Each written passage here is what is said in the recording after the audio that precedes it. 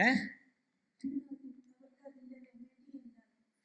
എന്താന്ന് ചോദിച്ചാൽ തത്വവിചാരം ചെയ്യുക, ഗുരുനാഥന ഉപദേശ സാധനാനുഷ്ഠാനത്തിൽ മുന്നോട്ട് പോവുക, സത്കർമ്മങ്ങളെ അനുഷ്ഠിക്കുക.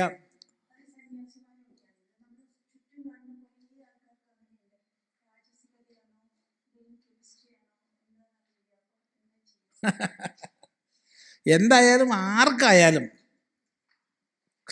സത്കർമ്മങ്ങൾ ചെയ്യാൻ പ്രേരിപ്പിക്കുക വേണ്ട. നാമം ജപിക്കുക.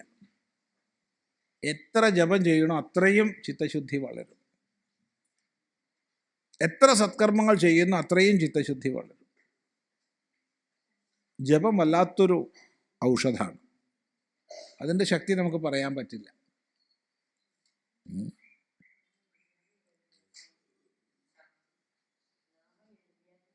എഴുതുമ്പോൾ നല്ലത്, എഴുതിക്കോളും, നല്ലതല്ലേ. എഴുതുമ്പോൾ കുറേയും കൂടിയും അതിലേക്ക് മനസ്സും ഇന്ദ്രിയങ്ങളും എല്ലാം ചേരും. വേണ്ടത് എഴുത്തൊക്കെ നിർത്തുകയാണ്. വേണ്ടത് ഒച്ചത്തിൽ ജപിക്കണതിൽ നിന്ന് മൗനത്തിലേക്ക് എത്തണം, മൗനത്തിൽ നിന്ന് മന്ദത്തിലേക്ക് എത്തണം. പക്ഷേ ഓരോ വ്യക്തിക്കും അനുസരിച്ചാണിത്. ഇപ്പോൾ ചിലർക്ക് മൗനമായി ജപിക്കുമ്പോൾ സാധിക്കില്ല, അപ്പോൾ അവർ മന്ദമായി ജപിക്കണം. മന്ദമായി എന്ന് പറഞ്ഞാൽ സ്പഷ്ടാക്ഷരങ്ങളല്ലാതെ ചെറിയ ഉപാംശു ജപം. ചിലർക്ക് ഉപാംശു ജപം പറ്റില്ല, അവരുടെ വെറുതെ ഉപാംശു ജപിക്കാൻ പറയരുത്. അവർ ഒച്ചത്തിൽ ജപിക്കട്ടെ. ചിലർക്ക് ഒച്ചത്തിൽ ജപിച്ചാലും മതിയാവില്ല, അവർ കീർത്തനങ്ങളൊക്കെ ചെയ്യട്ടെ. ചിലർക്ക് കീർത്തനം ചെയ്താലും മതിയാവില്ല, അപ്പോഴും മനസ്സോടും. എന്താ ചെയ്യുക? അപ്പോൾ അർച്ചനകൾ ഒക്കെ ചെയ്യട്ടെ. ചിലർക്ക് അതും മതിയാവില്ല, അപ്പോൾ സമൂഹം ഒന്നായിട്ട് ഇരുന്നിട്ട് ചെയ്യട്ടെ, രാഗതാളങ്ങളോടുകൂടി. വലിയ കേമാണ് ഭജനകൾ. എന്താ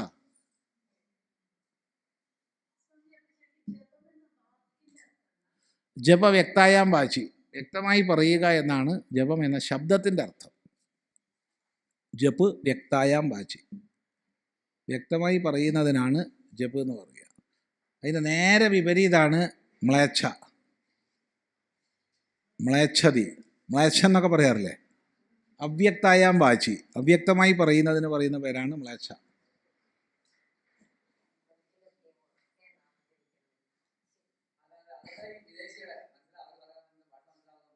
അങ്ങനെയാണ് മ്ലേച്ഛ എന്ന് വിളിക്കുന്നത്. മ്ലേച്ഛ എന്ന് പറഞ്ഞാൽ ഇപ്പോൾ നമുക്ക് മനസ്സിലാവാത്തൊരു ഭാഷ, അവ്യക്തമായ ഭാഷ വേറൊരാൾ പറഞ്ഞാൽ നമ്മൾ അയാളെ മ്ലേച്ഛ എന്ന് വിളിക്കും. മ്ലേച്ഛതി ഇത് മ്ലേച്ഛ. അവ്യക്തം വദതി, അവ്യക്തമായതിനെ പറയുന്നവൻ മ്ലേച്ഛനാണ്. ഇപ്പോൾ നമ്മൾ വേറൊരു സ്ഥലത്ത് പോയിട്ട് സംസ്കൃതം അറിയാത്ത ആളോട് സംസ്കൃതം പറഞ്ഞാൽ അവൻ്റെ ദൃഷ്ടിയിൽ നമ്മൾ മ്ലേച്ഛനാണ്.